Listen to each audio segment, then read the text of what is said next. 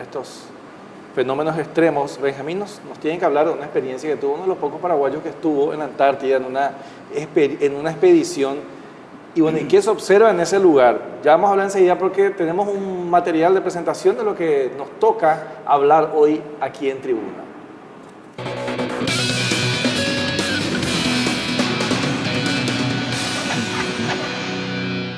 Los cambios climáticos pueden ser el resultado de factores naturales, entre ellos cambios en la intensidad del Sol o variaciones en la órbita terrestre que se producen dentro del mismo sistema climático. Son causados por un factor importante, la actividad humana que cambia el compuesto de la atmósfera, incrementa la cantidad de gases de efecto invernadero, facilitando el calentamiento global. Según los datos que maneja el Banco Mundial, en el 2010 se registró 33,62 millones de emisiones de dióxido de carbono, uno de los gases de efecto invernadero. A causa de ello se registra un mayor calentamiento superior y los cambios que van desde la fusión de las capas de hielo al aumento del nivel del mar.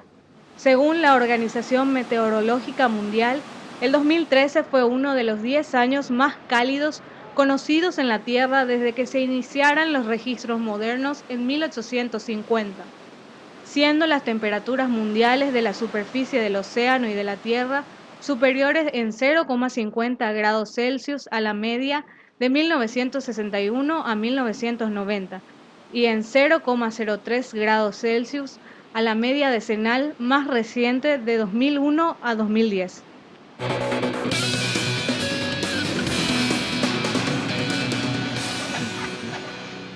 Bueno, hablamos entonces del calentamiento global, de cómo esto genera lluvias intensas, sequías prolongadas.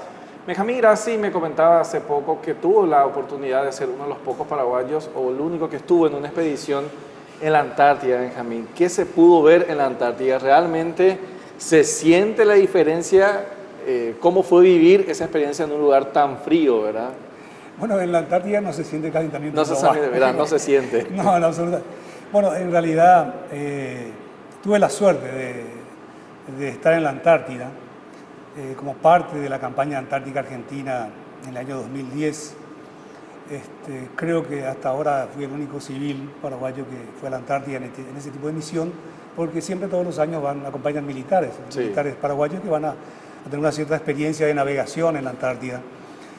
Y bueno, realmente yo me quedé sorprendido porque uno estudia, uno lee, ve geografía y se imagina lo que son los casquetes polares, esas grandes extensiones que están en los extremos de la Tierra que uno no los ve. Uno mira un mapa mundi y uno mira casi siempre la parte intermedia, nunca mira los extremos. Pero realmente uno queda sorprendido, particularmente me sorprendió llegar a la Antártida y encontrar con una... Es como llegar a Marte, ese Marte que a uno le venden en las películas, ¿verdad?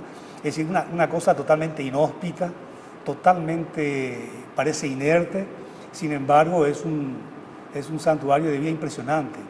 Hay muchísimos microorganismos, hay vida en el continente, hay vida en el agua, animales, ¿verdad? No, seres humanos no. Pero la Antártida es algo extraordinario, es como América del Sur de grande. No tenemos esa percepción. La Antártida es tan grande como América del Sur y en invierno duplica su dimensión porque se congelan los mares y tiene un promedio de 2,5 kilómetros de espesor de hielo sobre el continente. Porque la diferencia entre la Antártida y el Ártico es justamente eso. El Ártico no es un continente, el Ártico es un pedazo de hielo.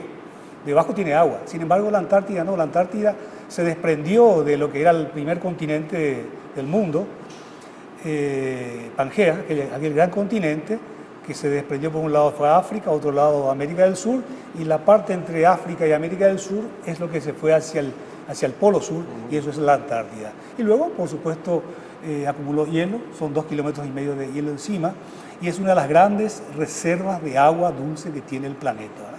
Y el problema de la Antártida es que el calentamiento global empieza a presionar al casquete polar, y comienza la Antártida a perder grandes masas de hielo en sus bordes, ¿verdad?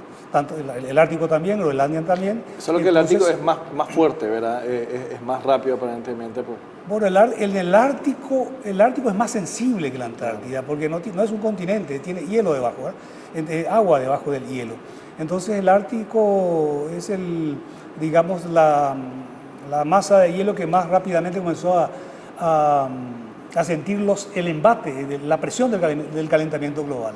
Pero le está llegando a la Antártida y ya hay grandes masas de hielo que se desprenden, tremendos bloques de hielo que se desprenden de la Antártida, que comienzan a navegar, y ese es uno de los factores por el cual empieza a aumentar el nivel del mar, ¿no?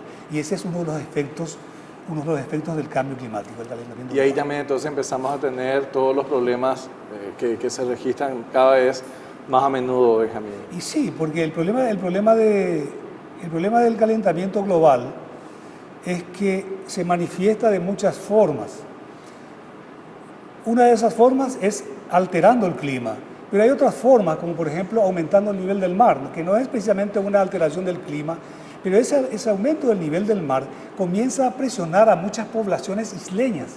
En muchas partes del Pacífico y en otras partes de los océanos hay muchas islas que son muy sensibles a las pequeñas variaciones del nivel del mar, y el mar se le comienza a subir. Entonces ya hay poblaciones en el Pacífico que comienzan a emigrar, y ese es otro de los problemas del cambio climático. La emigración climática, es decir, la gente que comienza a emigrar porque el clima comienza a volverse hostil en una determinada zona, ¿no? En términos prácticos para nosotros, para tener una comprensión, porque es interesante, porque de acuerdo a cuando estás hablando, hago una relación. Si hace este tipo de estragos, uno se pregunta, Paraguay tiene ganadería, tiene agricultura, y eso va relacionado con el clima, pero no somos un país netamente industrial que podemos, digamos, buscar alternativas para la industrialización.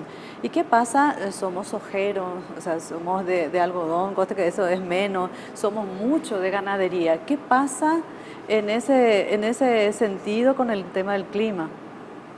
Y bueno, ese es un problema, para nosotros es un problema, para nosotros como país, ¿verdad? Porque se nos empieza a complicar la situación porque somos clima dependientes.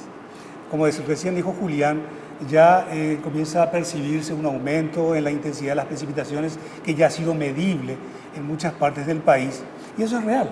Esa lluvia que tuvimos el otro día en la zona de Luque jamás ocurrió con esa intensidad.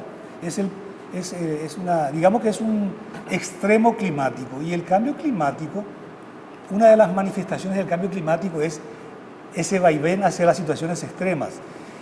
Y entre el 2012 y ahora, a principios del 2014, hemos vivido situaciones extremas que mucha gente percibió. Por ejemplo, la primavera del 2012, entre agosto y diciembre del 2012, tuvimos una primavera tan caliente que jamás hemos tenido. O sea, fue un verano. Fue un verano, realmente fue un verano. Esa primavera fue un verano. Este verano que tuvimos ahora fue el más caliente de la historia. Un infierno. Fue un infierno. Cercano al infierno. Este tipo de lluvia como el que ocurrió ahora, tampoco conocido. Claro. Esa tormenta que tuvimos en Mariano Roque Alonso en el 2012 también, son cosas que comienzan a manifestarse como clima extremo, y decía que es un problema para nosotros porque somos clima dependientes. Nuestra economía depende fuertemente del clima.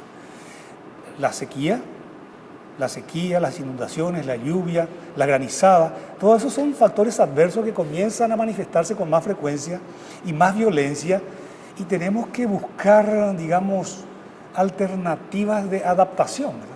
Tuvimos el caso del tomate, que por el tema de la lluvia después trepó a 17.000. Porque bueno, ir tan 22, lejos, ¿no? 22. Así no vas al súper, Gloria. Bueno, perdón. Bueno, hay mucho para hablar, tenemos que ir a una brevísima pausa. Si es que seguimos hablando entonces de los efectos del clima, cómo nos afecta, y principalmente aprovechando los conocimientos de Oscar en materia de infraestructura también, ¿verdad? ¿Cómo hace que esto se requiera realmente de más infraestructura, de más caminos, por qué no, desagües pluviales? ¿Tenemos eso? Es cosa del otro mundo todavía. Volvemos en instantes.